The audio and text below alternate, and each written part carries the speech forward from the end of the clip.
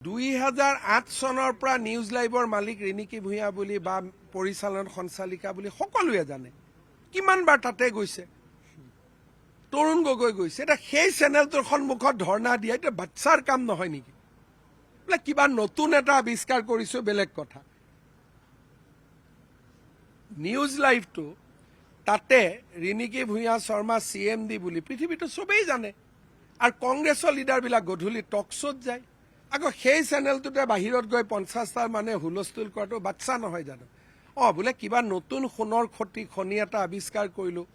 যেটো ইলেকশন এফিডেভিটত দেখুৱা নাই তাতে যাওক কিন্তু কালিটো জবাব দিব লাগিব যে পাকিস্তানৰ একাউণ্টত কিমান টকা আছিল হেইটোটো ইলেকশন এফিডেভিটত দিয়া নাই ইলেকশন এফিডেভিটত ইংলেণ্ডত থকা একাউণ্ট আৰু পাকিস্তান থকা একাউণ্টৰ টকা দি দেখুৱাব লাগিব নে নাই পিঠানিয়া কালেকশন কৰা মালবিলাক ক'ত গ'ল পইচাবিলাক ক'ত গ'ল এটা আমি লগাই দিও নেকি যে পিঠানি ইণ্ডাষ্ট্ৰিয়েল ইষ্টেটৰ সন্মুখত গৈ বিজেপিয়ে ধৰ্ণা দিও ইংলেণ্ডত গৈতো এতিয়া আমি ধৰ্ণা দিব নোৱাৰো পাকিস্তানত গৈতো আমি ধৰ্ণা দিব নোৱাৰো নে পাৰিম একাউণ্ট নম্বৰ দিছে একাউণ্টত কিমান টকা আছে দিয়া নাই আপোনালোকে 2024 ৰ এফিডেভিট চাওক এইবিলাক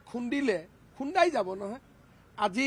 পদুত বৰদলৈ ক'ত গৈছে নিউজ লাইভৰ সন্মুখত পদুত বৰদলৈৰ FM ৰেডিঅ' ষ্টেচন নাই গপচপ নাই তাতে আমি গৈছো নেকি তেওঁলোকে বুজি নাপায় গোটেই হাতীগাঁৱৰ গোটেই হোটেলবিলাক কংগ্ৰেছী লিডাৰবিলাকৰ হয়নে নহয় গোটেই হোটেলবিলাক কংগ্ৰেছৰ লিডাৰবিলাকৰ হয়নে নহয় আৰু গড়ৰ খৰ্গৰ পইচাবিলাক ক'ত আছে হেইটোৰতো এটা হিচাপ হ'ব লাগিব সেইকাৰণে ভাই আমাক এনে টানা টুনা নকৰিবা ইলেকশন খেল যি ঘাৰক বেলেগ কথা